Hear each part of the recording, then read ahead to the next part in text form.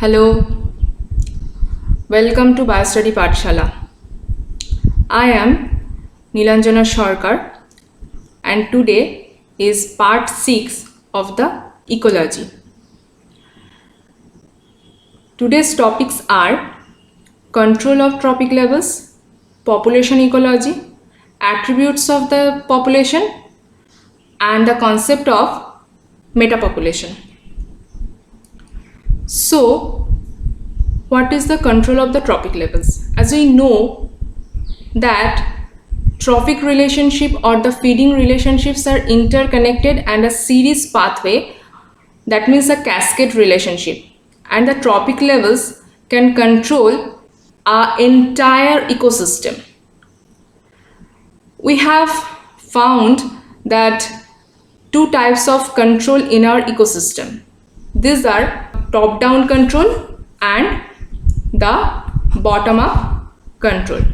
As you can see the ecological pyramid, which shows that primary producers to primary consumers to secondary to tertiary and to the topmost, and from leaf to primary consumer to secondary consumer to tertiary consumer and to quaternary. So trophic levels works like this way. Next is the bottom-up control. The bottom-up control, also called as abiotic control, as because here abiotic factors like light, water, nutrients control the production of the primary trophic level, and if these abiotic factors influences or induces the production of the biomass of the primary trophic level, that means the biomass of the primary trophic level will be increased and it will transfers from this to secondary, that means the total biomass of the zooplankton will also be increased, and from zooplankton to small fish which also be increased, and to the topmost predator which also increase. And if these abiotic factors affect the production of the biomass in the primary trophic level, that means decreasing the biomass of the phytoplanktons, this will cause the decreasing of the biomass of the zooplankton as well, the decreasing of the biomass of the small fish and the large fish. So this shows a proportionate control and it occurs from base to apex, that means from the basal trophic level to the apical trophic level. Next is top-down control. It is also known as biotic control, as because here predation by trophic level can determine the biomass of its lower trophic level, and it occurs from apex to base. That means here topmost trophic level will determine the biomass of its lower trophic level, and it shows a inversely controlled system. Why this shows a inversely controlled system? Because if the highest trophic level shows a higher biomass, it will affect its lower trophic level, and the lower trophic level shows then a decreasing biomass, and if it shows lower biomass, then the biomass of the zooplankton will again be increased, and if the zooplankton number will be increased, then the phytoplankton number or the biomass again will be decreased, and reciprocal will also be observed. That means if the highest trophic level number is lower, then its lower trophic level number will be increased, and if the total number of this trophic level is high, then the total number of this trophic level will be lower, and the basal trophic level shows then higher number, as you can see in this graph as well.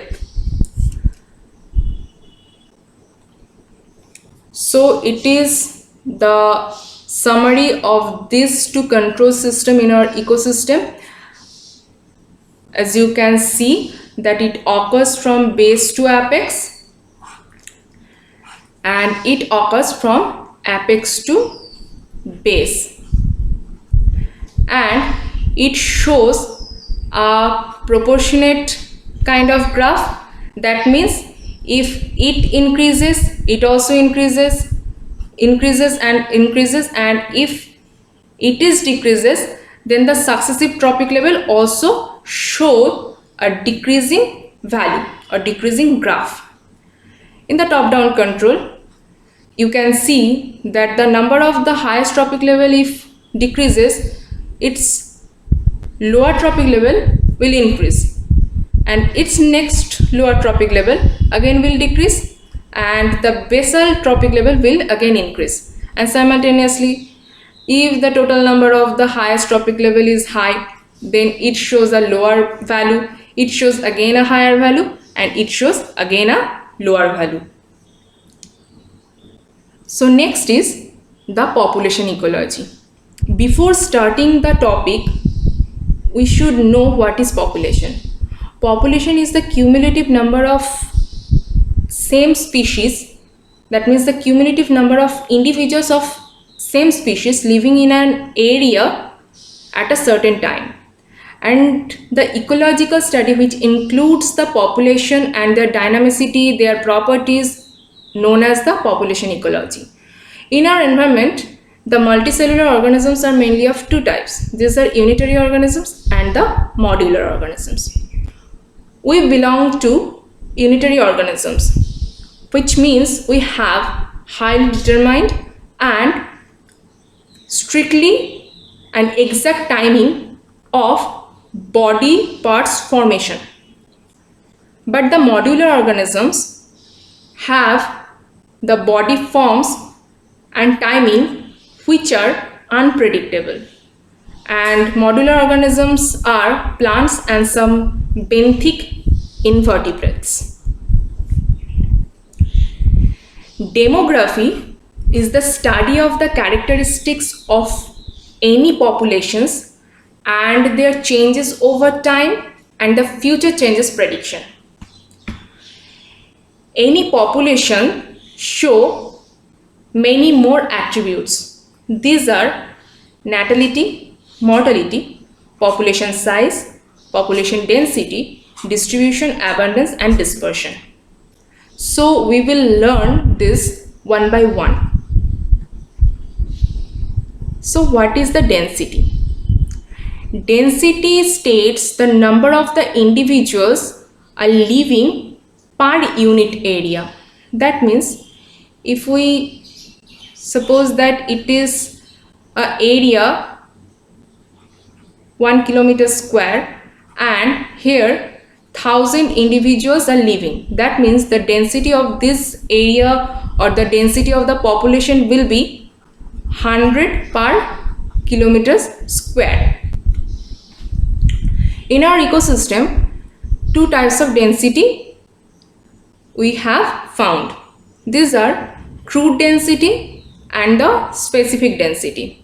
As you can see in this diagram, that the entire rectangle is showing the crude density, but this small box only shows the specific density.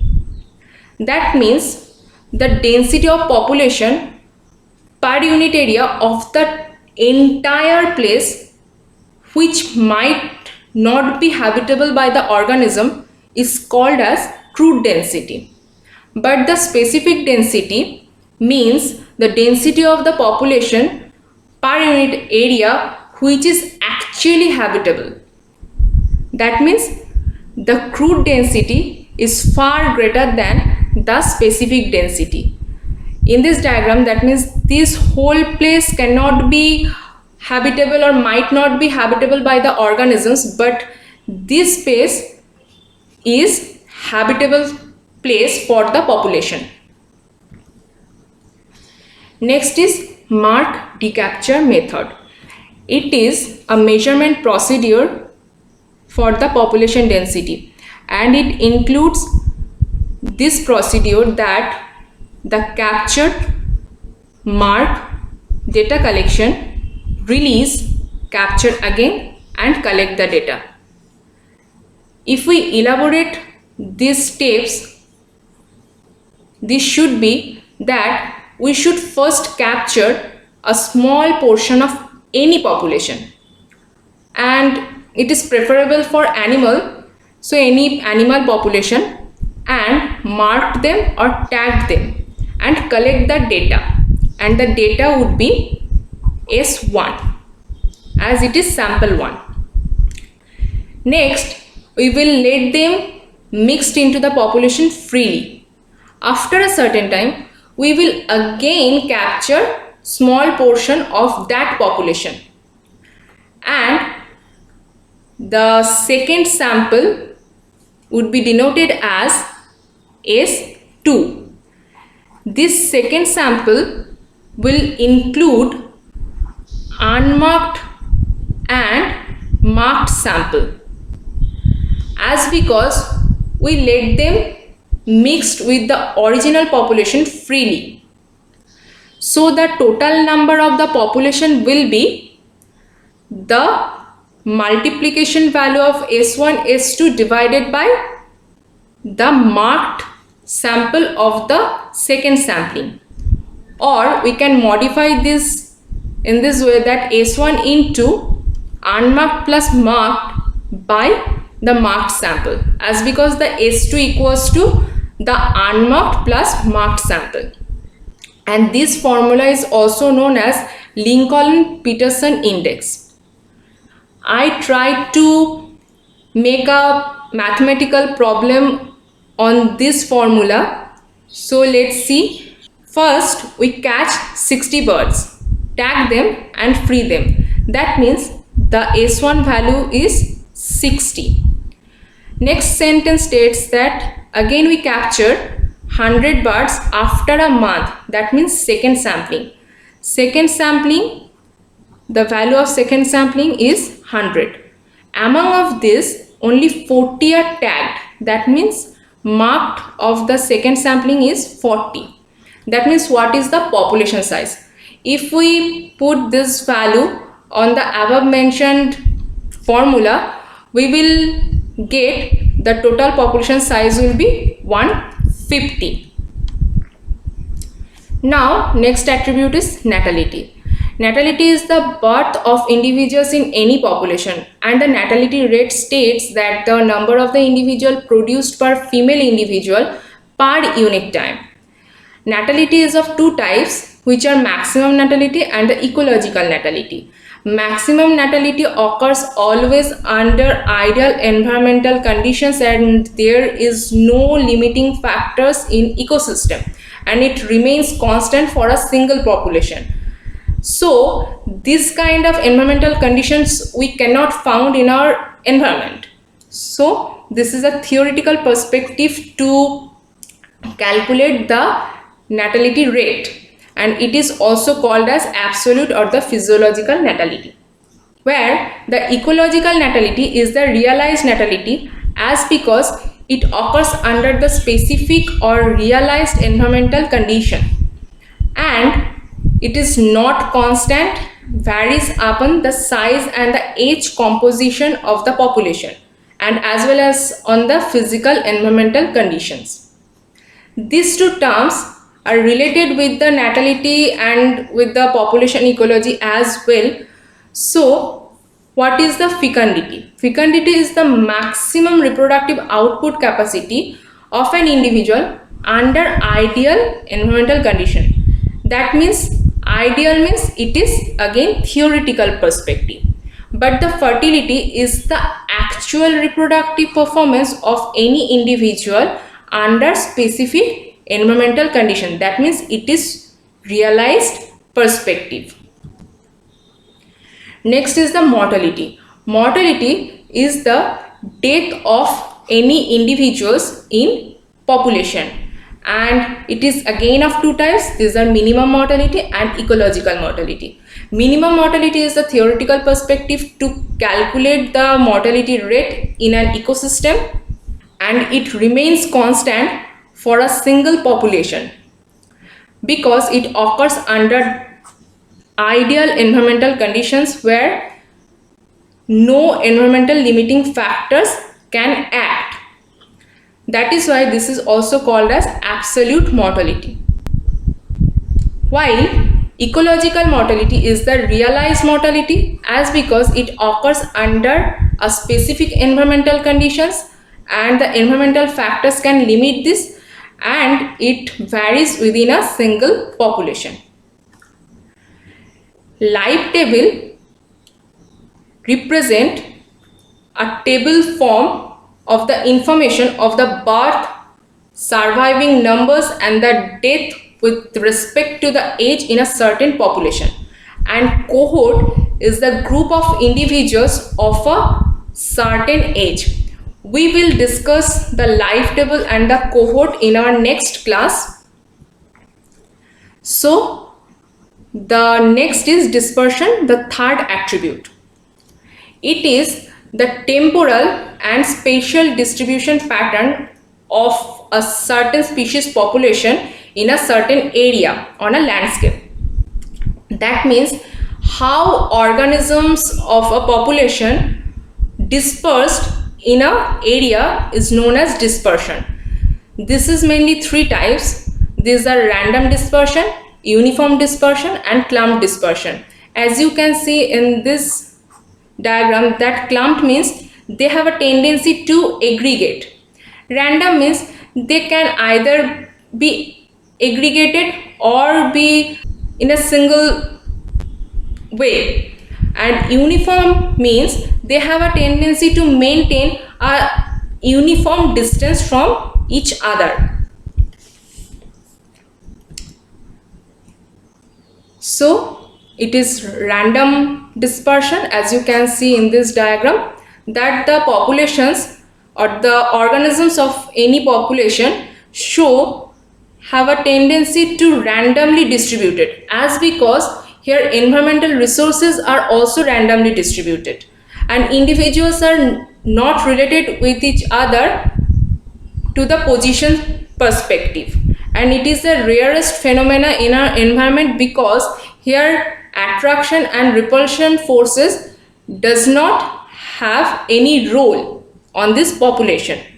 And delta is the dispersal unit which shows the value 1, and that means here variance of the population and the mean value of the population is equal, and it is the rarest phenomena of environment.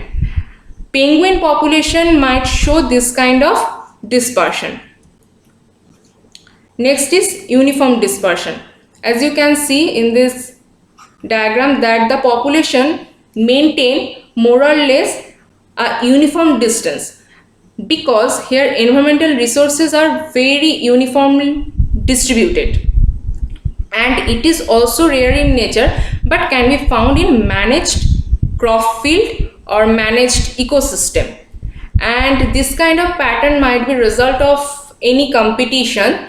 Here the dispersal unit delta shows value less than 1, and here the variance of the population is also less than the mean value.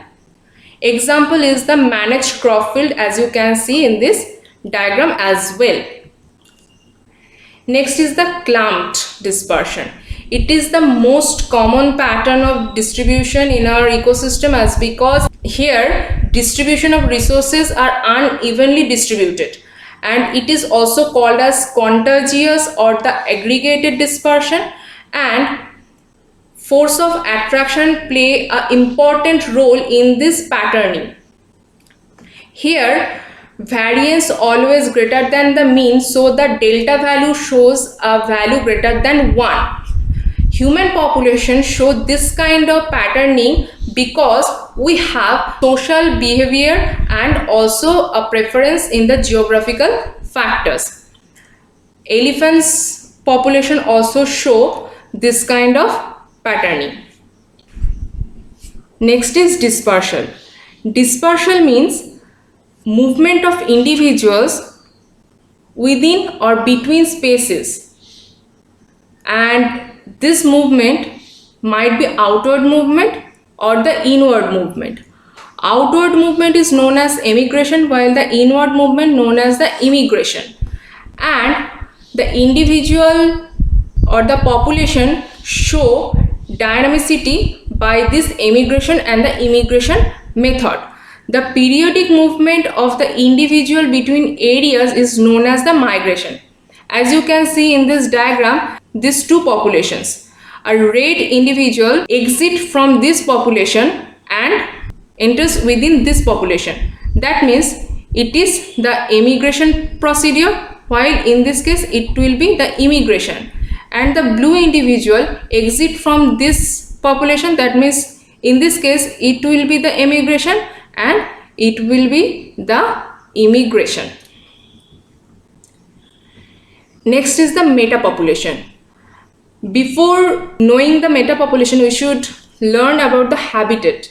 So what is the habitat? Habitat is the landscape area which provide the distribution of any population of a certain species. And habitat might be fragmented due to natural calamities and as well as anthropogenic activity. And this isolation of habitat give result of isolated subpopulation, and these subpopulations show their own dynamicity, and these isolated population are interconnected by showing emigration and as well as the immigration, known as metapopulation. This term was first coined by Richard Levins in 1970. That means it is the collection of local subpopulations which are interconnected with each other by the movement. Next is the factors that influence the metapopulations, which include the number of the patches, the size and the quality of the patches, and the connectivity among those patches. As you can see in this diagram, this blue circle has more patches than this blue circle. That means they have a higher tendency to recolonize, because if this metapopulation is going to extinct, then this from this metapopulation, from this and from this, some species will enter that place and recolonize. But in this case, this tendency to recolonize is much more lower than this case. So this metapopulation is more dynamic than this metapopulation. And in this figure, you can see these are more larger patches than this one. So if any of the patches are going to extinct, these patches show more individuals who can recolonize within this area. But if any of the patches will extinct in future, they have a lower tendency to recolonize because the patch size are so small. That means the individuals of the patches are too low. And in this diagram, as you can see, the patches are closely associated with each other than this figure. So they have more movement within them, but they cannot show that much movement because they are far from each other. So if the immigration rate is high than the local extinction rate, the subpopulation may act as continuous population because they have a very frequent movement. But the immigration rate is lower than the local extinction procedure, the subpopulation may not act as the metapopulation and might be extinct in near future. The dispersal ability of any metapopulation or the patches are proportionate with the patch sizes and also the spatial arrangement. That means if the size will increase, then the dispersal ability will also increase, and if the spatial arrangement increase, that means if spatial arrangement are so closely related, that means the dispersal ability will again increase. But the dispersal ability declines with increasing isolation. That means if the patches are distantly related to each other, then the dispersal is not occurring so frequently. The total area, and these are the meta populations or the patches. If the distance within them increasing, then the movement within them will also decrease. That means it is a disproportionate relationship. Next is, small isolated subpopulations have higher tendency to extinct in a faster way, while the larger and the less isolated populations may compensate with each other through the increasing movement.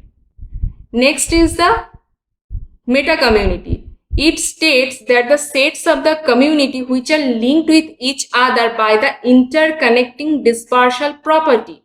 That means the communities which having a dispersal communication. So this is for today's session, and thank you.